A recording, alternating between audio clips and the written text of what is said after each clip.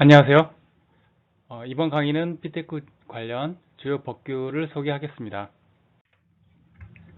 본 강의에서는 모든 법률에 대해서 주요 내용을 알려주기보다는 요즘 이슈가 되고 있는 개인정보 관련 데이터 3법과 전자금융 보안 담당자가 알아두어야 할 규정에 대해 언급드리는 것을 목표로 하겠습니다. 기타 법률 규정은 단계적으로 차근차근 알아가시길 권해드리도록 하겠습니다. 첫째 개요에서는 미디어 속의 금융규제 법규에 대해서 이야기하겠습니다. 알아보겠습니다. 죄송합니다. 최근 기사를 읽다 보면요, 피테크와 관련된 법규 이슈를 자주 확인할 수 있었습니다.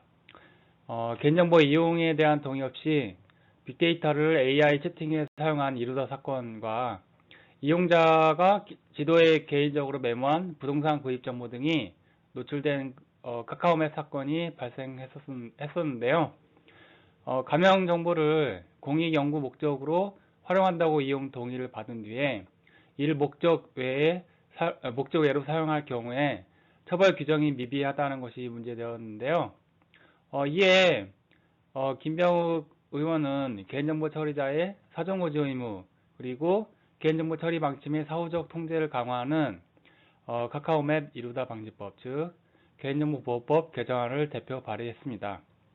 한편으로는 전자금융거래법 개정안에 의하면 카카오, 네이버 등 빅테크 업체의 포인트를 이용한 결제 정보를 정부가 본인의 동의 없이 수집할 수 있게 된다는 이른바 빅브라더 논란에 휩싸여서 개인정보 침해 논란이 있었다고 합니다. 또한 금융위는 금융규제 샌드박스를 통해서 소액 후불 결제를 허용하겠다는 뉴스도 있었습니다. 이처럼 뉴스를 보면 금융권을 둘러싼 법규에 대한 개정안들이 최근에 많이 발의되고 논의되고 있는 중이며 수차례 개정을 거듭하면서 이슈화되고 있는 것을 볼 수 있습니다. 이러한 법률들에 대한 쟁점과 개정 방향을 뉴스를 통해 자주 접하시고 관심을 가지시다 보면 또 다른 새로운 비즈니스 기회를 얻을 수 있지 않을까 생각해 보게 됩니다. 또 다른 뉴스 몇 개를 살펴보겠습니다. 2020년에 피테크 핫 이슈 탑 7에 데이터 3법, 본회의 통과, 오픈뱅킹, 인공지능, 간편 투자, 마이데이터 사업 시작, 기업 간의 협업 분위기, P2P법, 온투법 시행, 피테크 기업들의 사세 확장 등이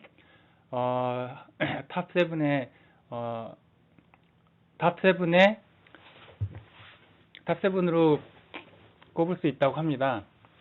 이중 데이터 3법은 데이터 이용 활성화에 기여할 것으로 보이며 수집 및 활용 가능한 개인정보의 범위를 넓혔고 핀테크 업체로서는 서비스 확장에 기회가 되었다는 평을 받습니다. 또한 온투법이 시행됐었는데요. 이 법 시행으로 P2P 금융을 제도권 금융으로 편입시키는 한편 소비자 보호 강화에 대한 의의가 있다고 하겠습니다. 다음 뉴스를 보겠습니다. 온라인 플랫폼을 비롯한 국내 금융 규제 방식에 대한 우려에 대한 기사인데요. 국내 금융 규제는 업종별로 라이선스를 받게 하는 포저티브 방식 인허가 규제 방식인데요. 비금융사, 즉 핀테크 기업으로서는 여신거래업이 원천 봉쇄되어 있어서 까다로운 금융업 인허가 라이선스 규제가 발목을 잡고 있다고 비판하는 내용입니다. 따라서 핀테크 혁신을 위해서는 제도가 뒷받침되어야 된다고 하는 요구의 목소리가 있었습니다.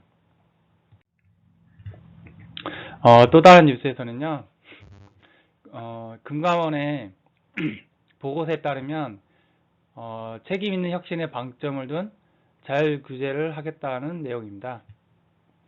핀테크 기업에 대한 감독을 금융회사에 비해서는 검사와 제재를 좀 더 탄력적으로 운영하겠다고 합니다. 내부 통제, 준법 감시 등 컴플라이언스 요건을 갖추는 것이 상대적으로 영세 핀테크 사업자에게는 어렵다는 점을 이제 감안한 조치로 해석이 됩니다. 다음으로는 빅테크 육성을 위한 전자금융거래법 개정안이 근래에 발의되었다는 내용인데요. 주요 관심 사항으로는 마이페이먼트, 종합지급결제사업 등을 새로 도입하게 된다는 내용입니다. 이를 통해서 카카오페이 등 전자금융업자도 은행처럼 계좌를 직접 발급 및 관리할 수 있고 소액 후불 결제 업무도 허용됩니다. 이에 대해서는 기존 금융권에서는 역차별이라고 반발이 일기도 합니다. 하지만 개정안에 대해서는 금융위를 중심으로 이해관계자의 협의를 통해 진행하고 있는데요. 기존 금융권, 핀테크 업계 간 입장 차이가 좁혀지지 않지만 결국에는 합의에 이르지 않을까라고 생각하게 됩니다. 앞서 살펴본 금융권을 둘러싼 법률 개정 과정에서 2020년에 최고 화두가 되었던 데이터 3법에 대해서 다루고자 합니다. 데이터 3법의 주요 개정 사항을 먼저 알아보겠습니다. 데이터 3법은 개인정보보호법, 정보통신망법, 신용정보법 3개의 법률을 의미하고요. 개인 및 기업이 수집 및 활용할 수 있는 개인정보 범위를 확대하고 빅데이터 산업을 활성화하고자 하는 내용을 중심으로 합니다. 개인정보 보호를 담당하던 기존 행안부, 방통위, 금융위를 개인정보보호위원회로 일원화하고요. 이는 유럽 GDPR, 즉 일반 개인정보보호법의 적정성 평가 절차를 받기 위한 것인데요. 이를 통과하게 되면 별도 요건 없이 EU의 시민의 개인정보를 국내로 이전할 수 있다고 합니다. EU에 진출한 국내 기업의 경우에는 데이터 활용에 큰 효과를 얻을 수 있을 것으로 기대할 수 있겠습니다. 그리고 가명정보 개념이 도입되고 본인 동의 없이 연구 목적으로 활용할 수 있도록 하고요. 데이터 사업자, 즉 보안을 갖춘 전문기관을 통해 기업 간 데이터 결합이 허용됩니다. 이와 더불어 가명정보 처리, 데이터 결합 시 안전조치 의무를 부과하고 가명정보로 특정 개인을 식별하는 행위를 금지하게 됩니다. 또한 개정 법률 위반 시에는 처벌 규정이 기존보다 더 강화된다고 합니다.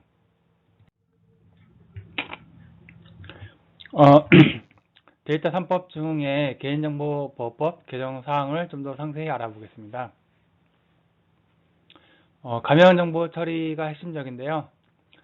개인정보의 일부를 삭제하거나 일부 또는 전부를 대체하는 등의 방법으로 추가 정보가 없이는 특정 개인을 알아볼 수 없도록 처리하는 것을 가명 처리라고 정의하고요. 가명 정보를 어떻게 활용할 수 있는지에 대한 내용을 새롭게 신설했습니다. 두 번째로는 기존에는 개인정보를 관할하는 기관이 행안부와 방통위로 나누어져 있었는데요. 각자 하고 있던 사무를 개인정보보호위원회로 이관하고 개인정보위원회가 개인정보보호 컨트롤 타워의 기능을 하게 되었습니다. 또한 기존에는 법규에 규정이 있거나 아주 예외적인 경우 외에는 개인정보를 수집 이용하기 위해 반드시 정보주체의 동의를 받았어야 했는데요. 이제는 기존의 수집 목적과 합리적으로 관리되는 범위 내에서는 정보주체의 동의 없이도 개인정보 이용이 가능하고 나아가서 제3자에게도 제공할 수 있는 근거가 마련되었습니다.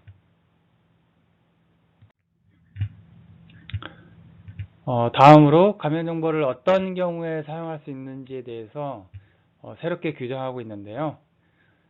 자신이 보유하고 있는 것을 사용하는 방법, 제3자가 갖고 있는 가명정보와 결합하는 방법을 각각 다르게 규정하고 있습니다. 또 가명정보를 처리하는 경우에 있어서 어떠한 안전성 확보 조치를 취해야 하는지도 규정하고 있고요. 가명정보 또한 개인정보에 해당하기 때문에 가명정보를 특정 개인을 식별하기 위한 목적으로 활용해서는 안 된다고 명시하고 이에 대해서는 과징금이나 처벌 조항을 규정하고 있습니다. 기존 정보통신망법에서는 정보통신 서비스 제공자에 대해서 개인정보를 어떻게 처리해야 하는지 규정하는 조항이 굉장히 많이 있었고요. 그 조항과 개인정보보호법이 미묘하게 다를 때 어느 쪽을 따라야 하는지, 둘 다 따라야 하는지, 어느 한쪽을 따라야 하는지 혼란이 있었거든요. 이러한 혼란을 줄이기 위해서 정보통신망법에 있던 개인정보보호 관련 조항을 개인정보보호법으로 이관하는 개정이 이루어졌습니다. 다음으로 개인정보란 성명, 주민등록번호 및 영상을 통해 개인을 알아볼 수 있는 정보와 해당 정보만으론 특정 개인을 알아볼 수 없더라도 다른 정보와 쉽게 결합하여 알아볼 수 있는 정보를 말합니다. 이 경우에 쉽게 결합할 수 있는지 여부는 다른 정보의 입수 가능성 등을 개인을 알아보는 데 소요되는 시간이나 비용, 그리고 기술 등을 합리적으로 고려해서 판단하도록 되어 있습니다. 그리고 이러한 개인정보를 가명 처리하고 원래의 상태로 복원하기 위한 추가 정보의 사용, 결합 없이는 특정 개인을 알아볼 수 없는 정보를 가명 정보라고 정의하고요. 이러한 가명 정보 또한 개인정보의 일부를 이루는 것으로 규정하고 있습니다. 가명 처리라는 것은 개인정보의 일부를 삭제하거나 일부 또는 전부를 대체하는 등의 방법으로 추가 정보 없이는 특정 개인을 알아볼 수 없도록 처리하는 것을 말하는데요. 여기서 추가 정보란 기본적으로 가명 처리를 할 때 사용한 알고리즘 같은 것을 의미하게 됩니다. 한편으로는 익명 정보라는 것은 시간이나 비용, 기술 등을 합리적으로 고려해 봤을 때 다른 정보를 사용해도 개인을 알아볼 수 없는 정보를 말하게 되는데요. 익명 정보는 명백히 개인정보가 아니기 때문에 개인정보보호법의 규정을 따르지 않아서 자유롭게 사용할 수 있겠습니다. 다음으로는 당초 수집 목적과 합리적으로 관련된 범위 내에서는 정보 주체의 동의 없이도 개인정보를 이용 및 제공할 수 있는 근거 조문이 신설되었는데요. 기존에는 법령에 특별히 개인정보를 수집하거나 이용할 수 있는 조항이 없다면 몇 가지 예외적인 경우를 제외하고는 반드시 개인정보 주체에게 개인정보 수집 이용 동의를 받아야 했습니다. 하지만 이제는 내가 최초에 수집할 때 말했던 목적과 합리적으로 관련이 있다고 하는 경우에는 몇 가지 사정을 고려해서 추가 동의를 받지 않고 개인정보를 이용할 수 있는 것은 물론 더 나아가서 제3자에게도 제공할 수 있게 되었습니다. 하지만 이게 그냥 되는 것은 아니고요. 시행령에서 실제로 취해야 하는 조치를 정하고 있습니다. 이를 위해서는 첫 번째, 당초 수집 목적과 관련성이 있는지, 둘째, 개인정보를 수집한 정황 또는 처리 관행에 비추어 개인정보의 추가적인 이용 또는 제공에 대한 예측 가능성이 있는지, 세 번째, 정보 주체의 이익을 부당하게 침해하는지, 네 번째, 가명 처리 또는 암호화 등 안전성 확보에 필요한 조치를 하였는지를 고려해야 합니다. 여기서 중요한 점은 이러한 네 가지 고려사항에 대한 판단 기준을 개인정보 처리 방침에 미리 공개해야 한다는 점입니다. 개인정보를 활용할 필요가 있는 기업 같은 경우 추후에 개인정보 처리 방침 개정할 때 이러한 사항을 추가해야 할 것으로 봅니다. 이러한 조항이 어떨 때 사용될 수 있는지가 궁금하실 텐데요. 예를 들어 우리 전화로 배달 음식을 주문한다고 합시다. 매번 같은 피자집에서 주문하는데 주문할 때마다 주소를 매번 불러주는 게 번거롭겠죠? 사실 제가 최초에 음식을 주문할 때 주소를 불러주는 목적도 배달이고요. 또 나중에 제가 전화했을 때 그 주소를 활용한다면 그 목적도 배달이겠죠. 저로서는 이 업체가 제 주소를 저장할 수 있을 것이라고 충분히 예측할 수 있었고, 이것이 뭐 제 이익과도 부합한다고 볼 수 있겠죠. 따라서 업체에서 가명 처리나 암호화 같이 안정성 확보에 대한 적절한 조치를 취했을 경우에는 그 개인정보를 제 동의 없이 추가적으로 활용할 수 있게 되는 것이죠. 다음으로 주목할 만한 변화로 민감정보의 범위를 시행령에서 좀 더 구체적으로 정하고 있다는 것인데요. 민감정보는 수집할 때 다른 정보들과 별도로 따로 동의를 받아야 합니다.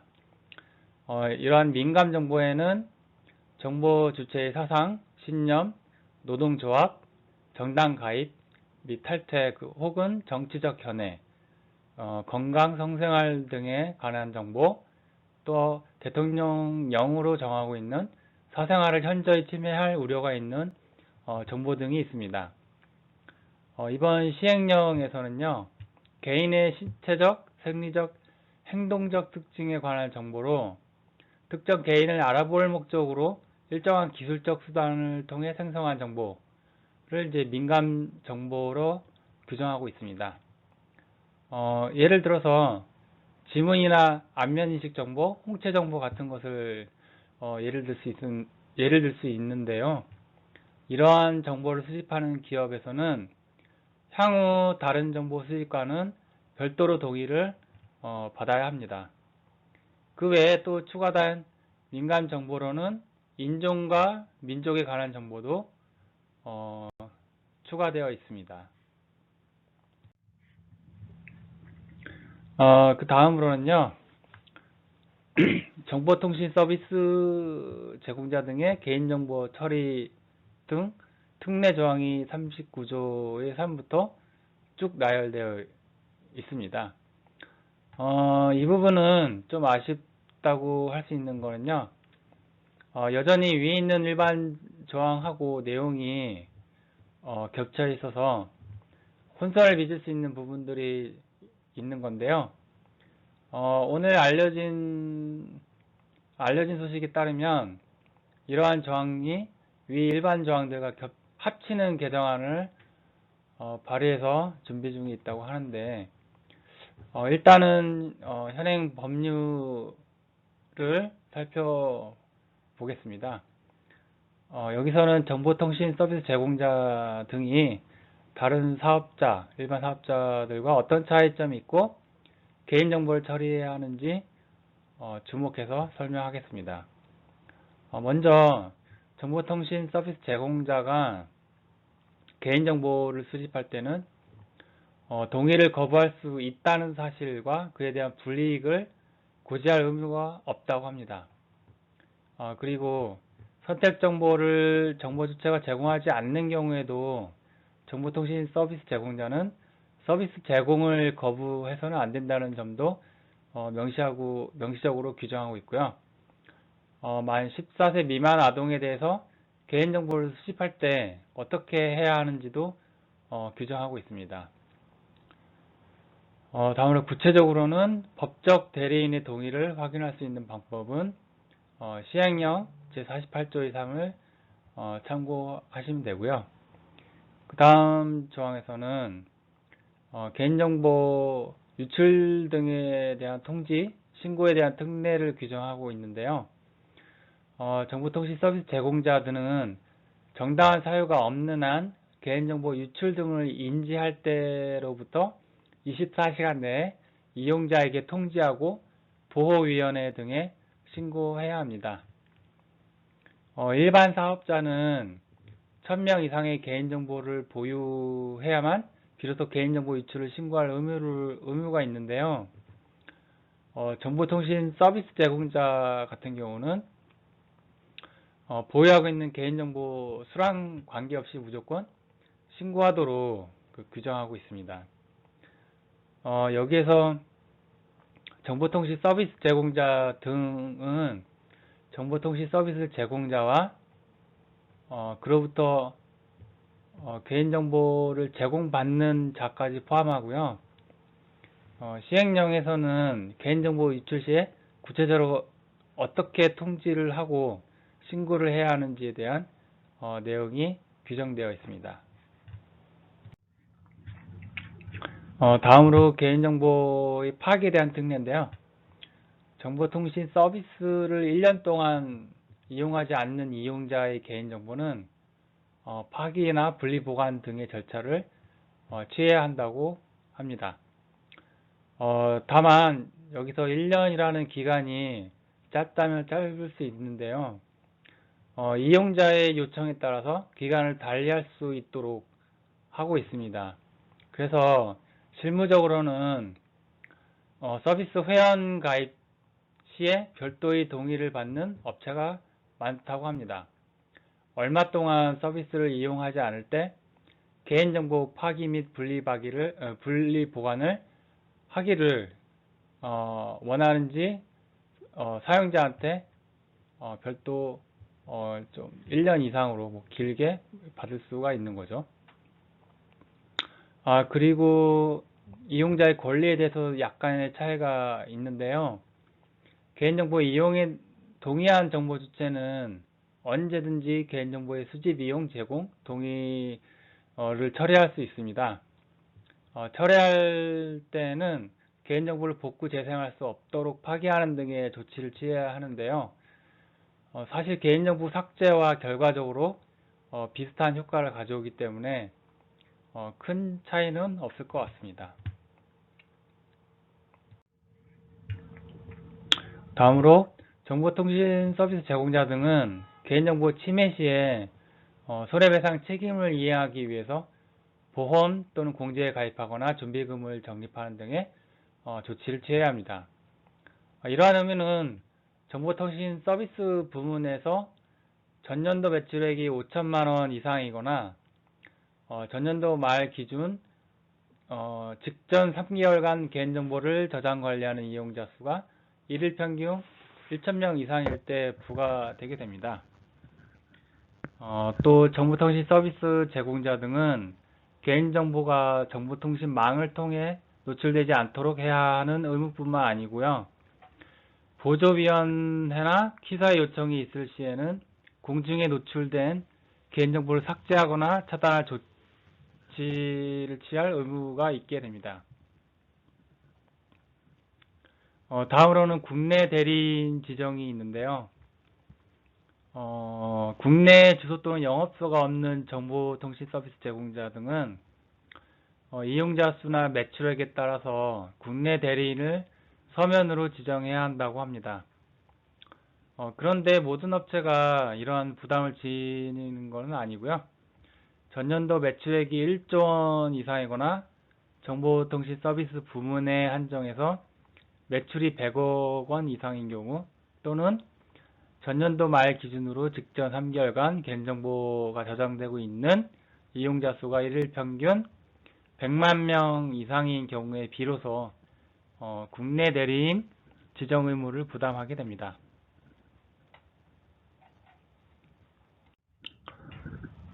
다음으로는 개인정보를 국외 제공, 처리 위탁, 보관 하려면 이용자의 동의를 받아야 하는데요. 대부분 클라우드 서비스를 생각하시면 될 것 같습니다. 클라우드 서비스 중에 서버가 외국에 위치한 경우에는 개인정보가 국외에 저장되기 때문에 원칙적으로 이용자의 동의를 받아야 합니다. 다만 다행히 법은 처리 위탁 보관 등은 처리 방침에 공개하거나 이메일을 고지하는 방법을 통해서 이러한 동의 절차를 대신할 수 있도록 하기 때문에 대부분 이러한 방식을 많이 채택하고 있습니다. 다음으로 상호주의와 방송사업자 등에 대한 특례 그리고 과징금 부과 등에 대한 특례가 있는데요. 이 부분은 법문 내용을 살펴보면 쉽게 이해할 수 있기 때문에 설명을 생략하겠습니다.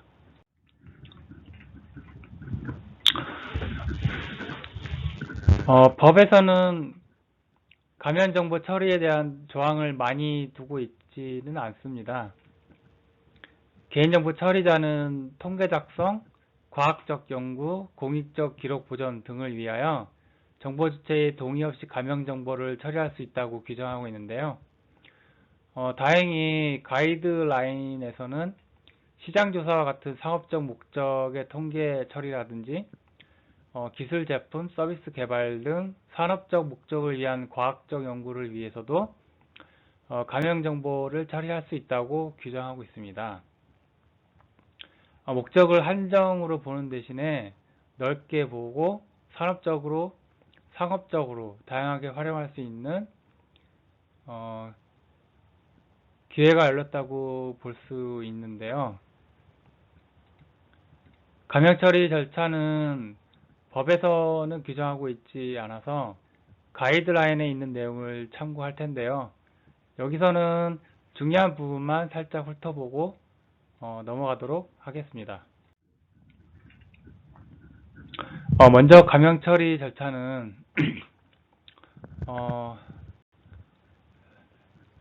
4단계로 구분할 수 있는데요.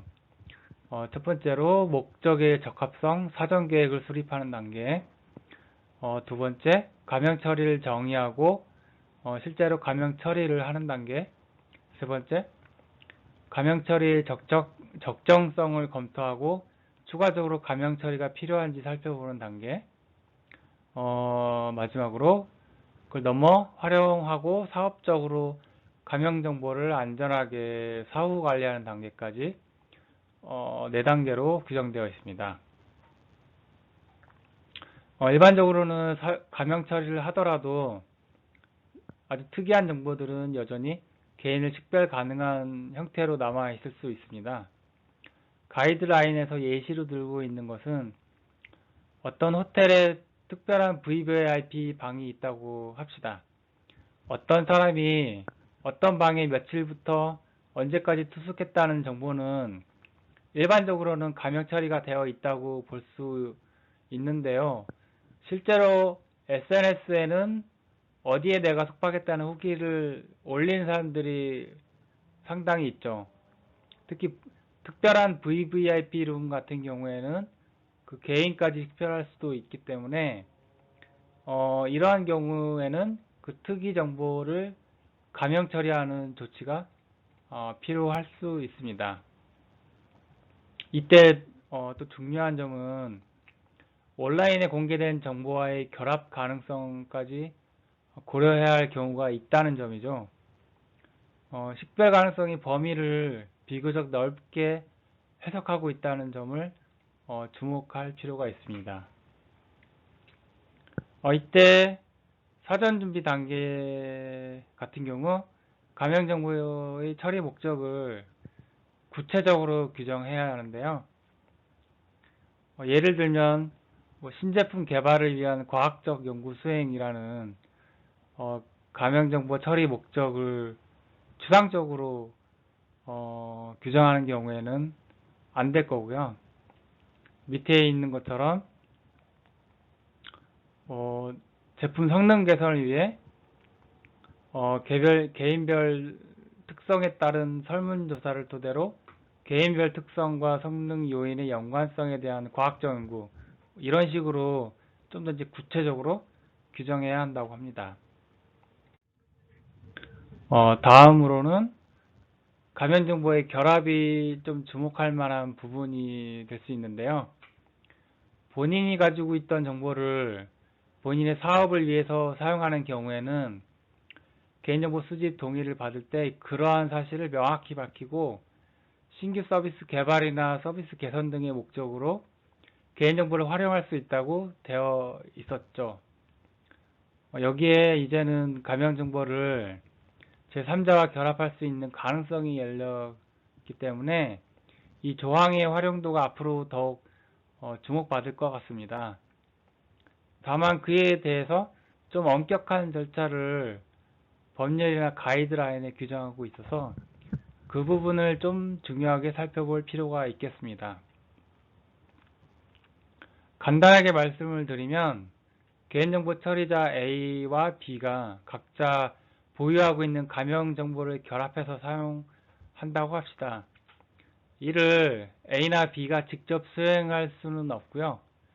보호위원회나 관계중앙행정기관이 장이 정하는 전문기관에서 가명정보 결합을 수행할 수 있다는 것입니다. 여기서 결합인지 아닌지 헷갈린 상황이 있을 수 있는데요. 가이드라인에서는 제3자로부터 제공받은 가명정보와 본인이 보유한 가명정보를 결합하는 경우 내부 결합에 해당하지 않기 때문에 전문기관을 통해서 해야 한다고 합니다. 또 예를 들어 보면요. 기관 A가 1년 전에 기관으로부터 가명정보를 받아서 보유하고 있었다고 해보죠. 이것을 나중에 자기가 가지고 있는 가명정보와 결합을 한다고 한다면 그러한 결합 또한 내 영역에서 이루어지는 결합이 아니고 제3자로부터 받은 가명정보와 결합이기 때문에 여전히 전문기관을 통해서만 수행할 수 있게 됩니다.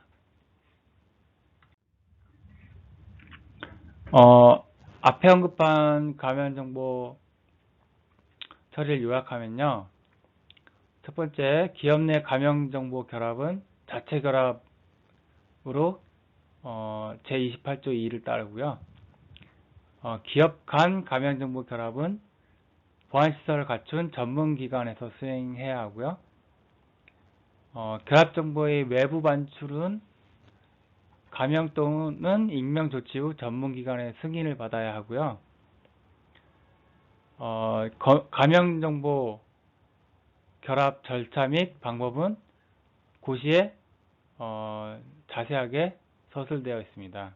기타 세부 절차나 방법 등은 시행령이나 고시를 참고하시기 바랍니다.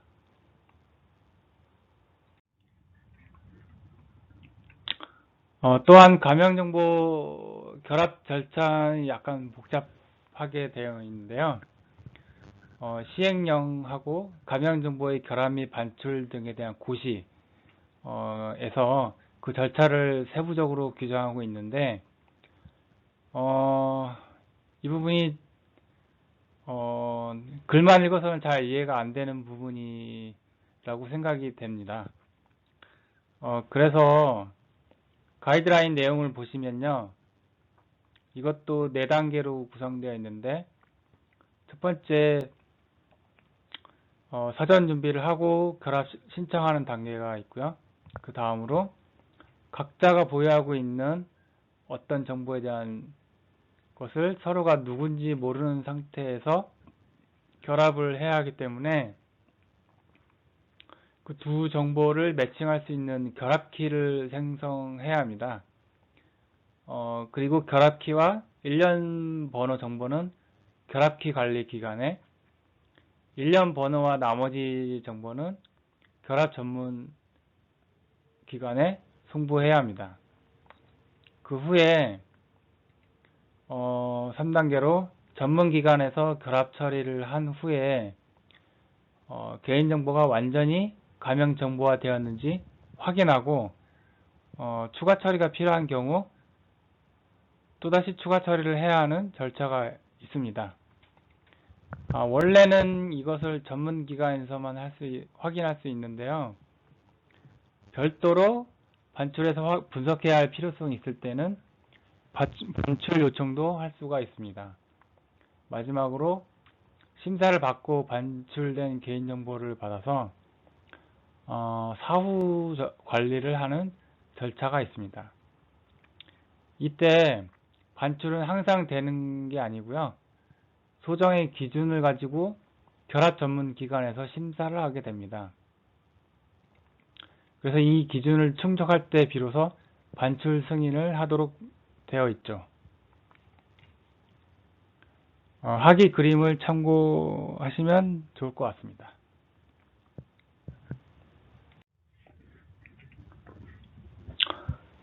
다음으로 가명정보를 안전하게 관리하기 위해서 필요한 조치들을 별도로 규정하고 있는데요.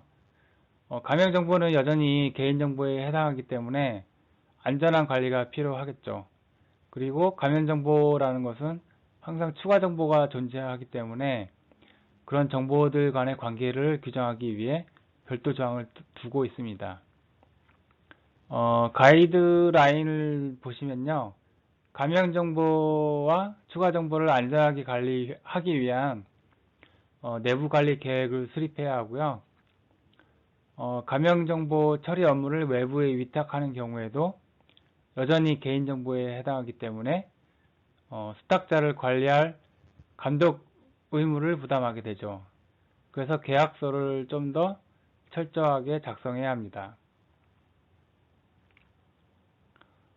가이드라인에서는 외부관리 계획이나 위탁계약서에 들어갈 사항의 예시까지 다루고 있기 때문에 그 부분을 참고하는 것이 도움이 될 것 같습니다.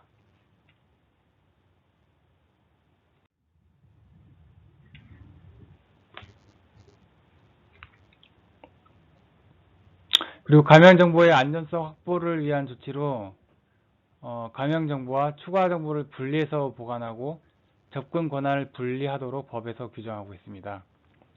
그리고 가명정보 처리 시스템에 접근한 기록을 3년간 보관해야 하고 또 그 시설에 대한 출입을 통지해야 하고 저장 매체의 반출을 통지해야 하는 등의 내용이 전부 개인정보 처리와 동일하게 적용되어 있고요. 가명정보 처리에 대한 관련 기록은 작성해서 보관하도록 법률에서 규정하고 있습니다.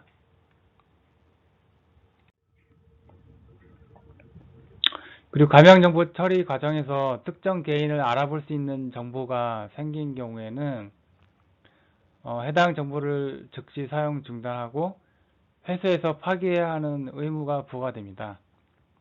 만일 어떤 가명정보를 받아놓고 특정 개인을 알아보기 위한 목적으로 그 정보를 활용한 경우에는 과징금을 부과하거나 처벌될 수 있습니다. 다음으로 신용정보법의 개정사항을 살펴보겠습니다. 먼저 신용정보법에 있는 개인정보 관련 규정들을 보면 신용정보의 범위가 넓고 활용할 수 있는 키플레이어들이 다르고 그런 활용의 범위도 구체적으로 적용되어 있어서 개인정보보호법과 결이 다르다고 볼 수 있습니다. 따라서 신용정보를 별도로 다루는 업체에서는 법을 반드시 숙지할 필요가 있는데요. 몇 가지 큰 변화가 있었습니다. 기존에는 대통령령에서 신용정보에 대한 내용을 규정하고 있었는데 그것을 법단으로 끌어오는 개정이 이루어졌었고요. 또 개인정보보호법과 유사하면서 또 다른 조항들을 어떻게 해석해야 하는지 혼란이 있었는데 그 관계가 명확해지고 그런 유사 조항 등이 정비되었습니다. 신용정보법이 개인정보보호법과 다른 점 중에 특히 주목할 부분이 있는데요. 우선 신용정보법과 개인정보보호법은 개인정보 처리가 무엇인지 각각 규정하는 바가 다른데 신용정보법에서는 개인정보의 결합 또한 개인정보 처리로 명시적으로 규정하고 있습니다. 그리고 정보 주체의 동의 없이 개인정보를 수집 처리할 수 있는 경우에 대한 규정, 개인정보 처리 업무 위탁에 관한 규정, 신용정보 관리, 그리고 보호인에 대해서 개인정보 보호 책임자에 관한 규정을 준용합니다.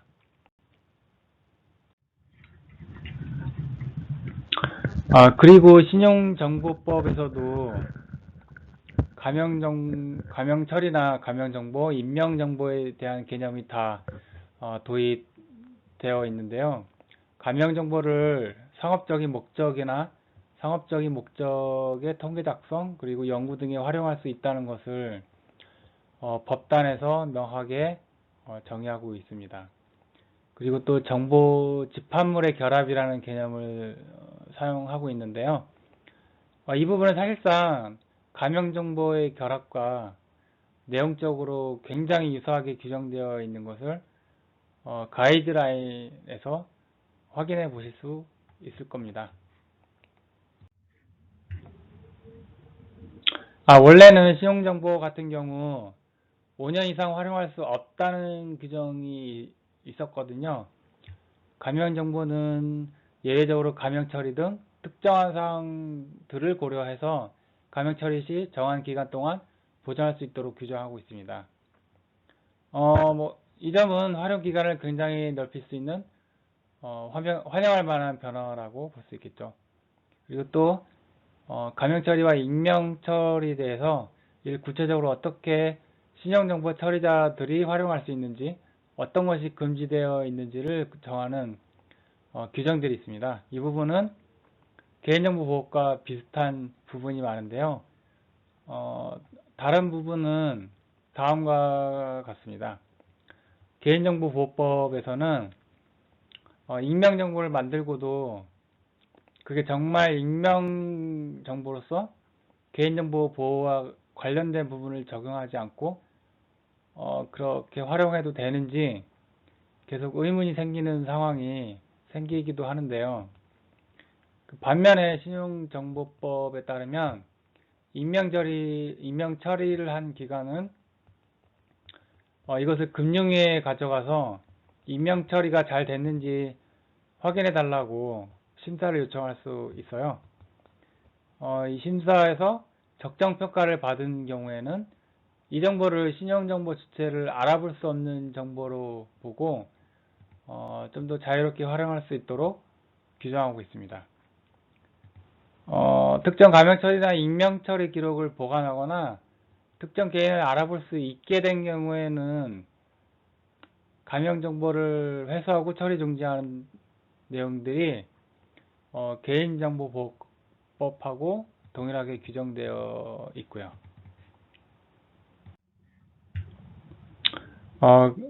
그리고 영리 또는 부정한 목적으로 특정 개인을 알아볼 수 있게 가명 정보를 처리한 경우에는 과징금을 부과하고 벌금형으로 처벌하는 규정이 신설되었습니다. 이용자의 권리 중에 가장 주목할 만한 부분은요, 개인 신용정보의 전송 요구권이라는 겁니다.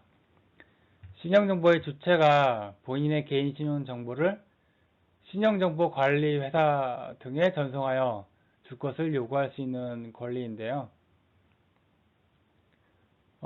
이에 대해서는 보다 쉬운 용어나 단순하고 시청각적인 전달 수단 등을 사용해서 신용정보 주체가 정보 활용 동의 사항을 이해할 수 있도록 하는 것 등의 개인신용정보 활용에 관한 동의 원칙과 구체적인 동의 방법을 명확하게 해야 합니다. 기타 내용들이 쭉 서술되어 있고요.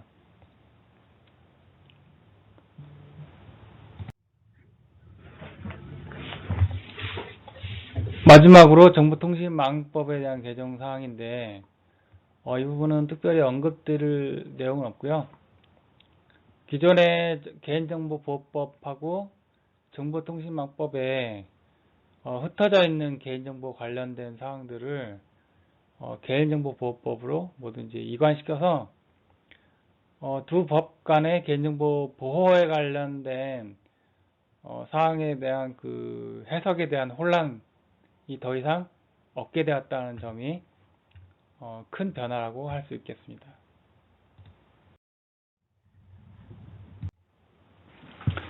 지금까지 데이터 3법에 대한 내용을 다뤘는데요. 이 부분은 전자금융거래법, 전자금융감독규정에서 규정하고 있는 내용에 대해 살펴보려고 합니다. 이 내용은 상당히 내용이 방대하기 때문에 이번에 보안 컴플라이언스, 즉 보안 담당자 관점에서 필요한 내용만 간단히 간추려서 주요 내용을 확인해 보는 정도로 알아보겠습니다. 일반적으로 관리적, 기술적, 물리적 보안에 대한 내용을 많이 들어보셨을 텐데 이러한 이제 보안 컴플라이언스가 전자금융감독규정, 정보통신망법, 개인정보보호법 이러한 법들에 비슷비슷하게 공통적으로 다 규정되어 있는 것을 보실 수 있을 건데요. 이러한 규정을 충족하기 위한 금융권에 약간 특화된 보완 대책으로 이해하시면 될 것 같습니다.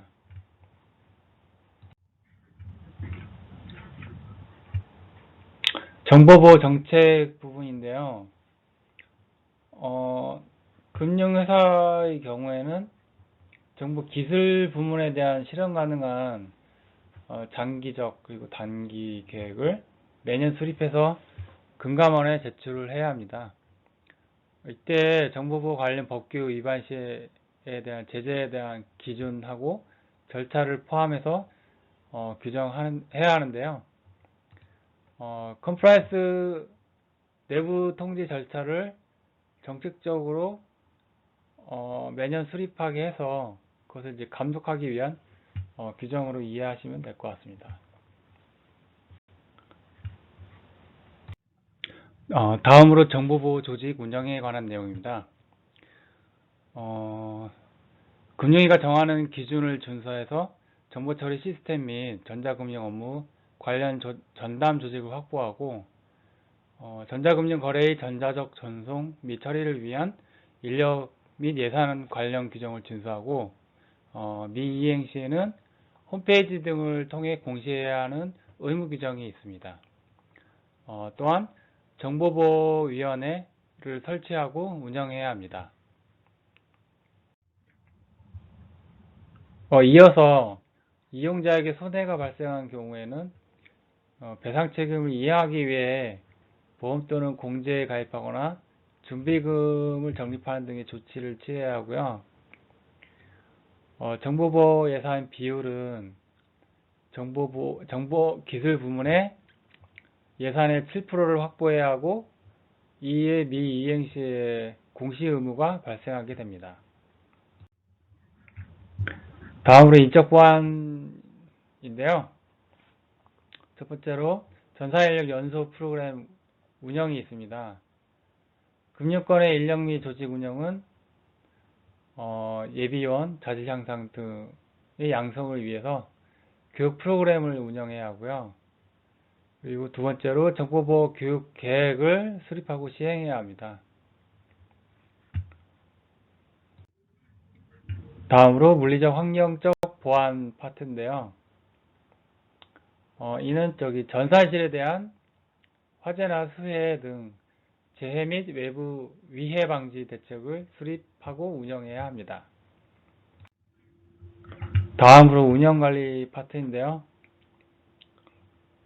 단말기 보호를 위해서 업무와 무관한 정보가 저장된 보조 기억 매체로의 접근을 통제해야 하고요. 금융회사는 지정된 단말기 또는 정보 처리 시스템 관리용 단말기에 대한 보호 대책을 수립하고 운영해야 합니다. 그리고 안전지출 및 긴급파기 계획 수립 운영이 있는데요. 비상시를 대비해서 보조기억 매체 등 전산자료 안전지출 및 긴급파기에 대한 보호 대책을 수립하고 운영해야 합니다.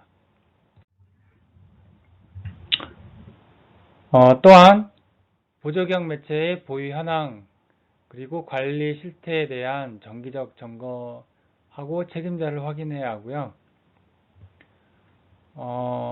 전산자료의 유출, 파괴 등의 방지를 위해서 이용자 정보의 조회나 출력을 통제해야 하고 정보 시스템 그리고 소프트웨어의 테스트 시에는 실제 이용자 정보 사용을 금지해야 합니다. 그리고 시스템 통합 그리고 시스템 전환 및 시스템 재개발 시에는 정보 처리 시스템의 정상적인 운영을 위한 통제 방안을 마련해야 합니다.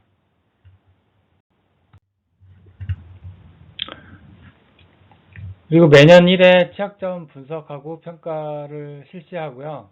금융위에 보고해야 하고요.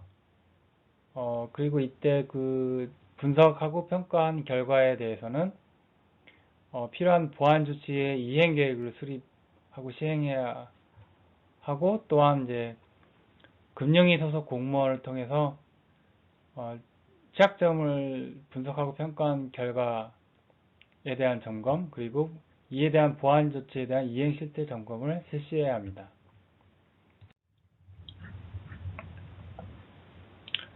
이와 관련해서 자체 전담반을 구성하고 실시하거나 혹은 전문성을 갖춘 외부 기관에 의뢰해야 합니다. 또한 이제 암호 프로그램의 유포하고 암호 프로그램의 유포 및 부당 이용을 방지하기 위한 담당자를 지정하고 운영해야 하고요. 그리고 보안 점검의 날이라고 해서 임직원이 금감원장이 정하는 정보보안 점검 항목을 준수했는지 여부를 이제 매월마다 점검해야 하고, 그 결과나 뭐 이행이 잘 안 됐을 때 그러한 이제 보안 계획을 최고 경영자에게 보고해야 한다고 규정하고 있습니다.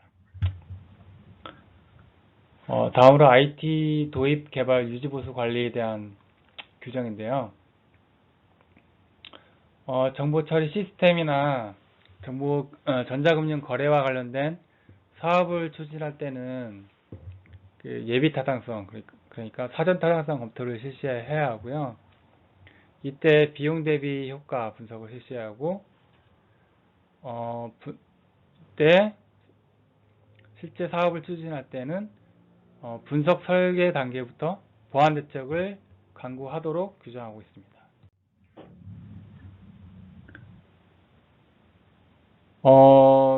그리고 계약 단계에서는 계약 체결할 때 금융에서 정하는 그 기준을 준수해야 하고요.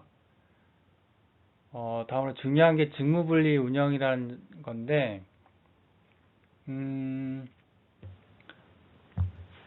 정보 처리 시스템에서 그 입력이라든지 승인, 그리고 확인하는 그 절차적인 모든 거래 과정이 한 명의 직원, 동일 직원에 의해서 처리되지 않도록 분리해야 한다는 것이 있고요. 그리고 프로그램 개발자, 시스템 운영자, 그리고 데이터베이스 관리자, 시스템 및 운영 프로그래머 분리, 그리고 시스템 프로그래머의 작업에 대한 자체 감사자의 통제, 그리고 오퍼레이터에 대한 자체 감사자 또는 시스템 프로그래머를 통제해야 합니다.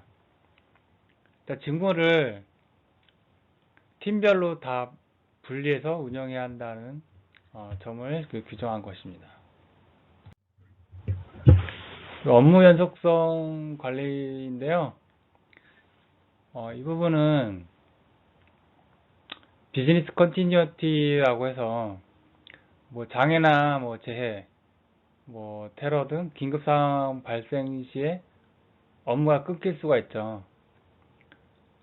이러한 상황을 대응하기 위한 어떤 절차를 마련해야 한다는 거고요. 물론 이제 업무가 끊기지 않는 상황을 마련해야겠죠. 그래서 이런 부분을 이제 재복구 계획을 포함한 이런 업무 지속성 확보 방안을 수립해야 한다는 거죠. 대표적으로는 뭐 시스템을 이중화한다든지 그런 식으로 재복구 계획을 마련해야 한다는 내용이고요. 다음에 비상대응 조직 및 구성하고 운영 방안을 수립해야 한다는 거고요. 국가위기관리 기본 지침에 따라서 위기대응 행동 매뉴얼 수립 및 보고에 대한 내용이고, 금융위에 보고하고요. 모든 금융회사는 이러한 기술적, 전자적 자연재해 등에 의해서 전자 시스템의 마비를 방지하고 신속한 복구를 위한 비상 대책을 수립해야 합니다.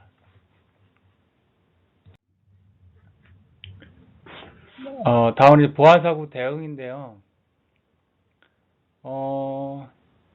정보 처리 시스템이 망가졌거나 뭐 통신 회선이 장애로 인한 중대사고 발생 시에는 지체 없이 보고하고 또 담당자가 변경될 경우에도 즉시 보고해야 합니다.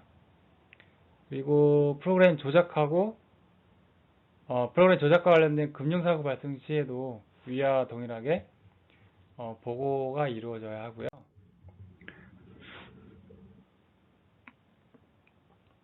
그리고 이제 이러한 보안 사고에 의해서 이제 금전적 피해가 발생할 경우에는 금감원장에게 보고하고 앞에 그 조항과 유사하게 비상연락 담당자를 이제 지정하거나 변경할 때도 즉시 보고하도록 규정하고 있습니다. 그리고 이와 유사하게 접근 매체 사고 에도 보고 규정이 있고요. 전자적 침해 행위로 인해서 피해 발생을 대비해서 즉각적 대처를 위한 적절한 대책 마련을 해야 합니다. 그 사고가 발생했을 때 앞에서 같이 지체 없이 신고하고요. 이에 대한 원인 분석 및 피해 확산 방지 조치를 수행해야 합니다.